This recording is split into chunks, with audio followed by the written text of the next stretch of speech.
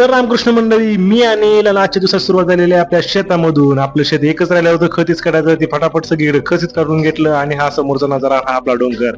तेवढ्यात आपल्याला लागलं विहिरीचं मोटर चालू करा, कारण आपल्याकडे आज होती पाण्याची पाळी. नंतर आपण गेलो विहिरीची मोटर चालू कराय. अशा प्रकारे विहिरीची मोटर चालू केली आणि सगळ्या सोडलं बागेमध्ये पाणी. आपली बाग छोटीशी छोटी आहे, पण एक नंबर अशी फुललेली आहे. नंतर काय, दुपारच्या टायमामध्ये एक मराठी पिक्चर लागला. मग असा बेडवरती आपल्या सोफ्यावरती आडवा झालो आणि पिक्चर बघायला सुरुवात केली. मस्त असे एन्जॉय. तुम्ही पण या पिक्चर बघायला. आणि तेवढ्यात आपल्याला दुपारी 2 नंतर लागलं काम काय, तर ह्या भुईमुगाच्या शेंगा फोडायच्या, कारण आपण घरीच बियाणे करणार होतो. तेवढ्यात आला मिशूवाला पार्सल घेऊन. मग काय, या पार्सल मध्ये आपल्याला आपण मागवल्या होत्या फुलांच्या झाडाच्या विविध प्रकारच्या अशा बिया. तर 80 प्रकारच्या अशा बिया आपण आलेल्या, अनबॉक्सिंग वगैरे केलं, बिया चेक केल्या. आणि हे काय, तर हे काल रात्री बायकून सगळं ग्राइंडिंग करून पीठ वगैरे तयार करून ठेवलं. तर हे होतं इडली डोशाचं पीठ. मस्त मग छान अशी इडली आणि डोसा तयार केलं होतं. तर आज आपण जाणून घेऊया बहिणीकडूनच कशी झाल्या इडल्या.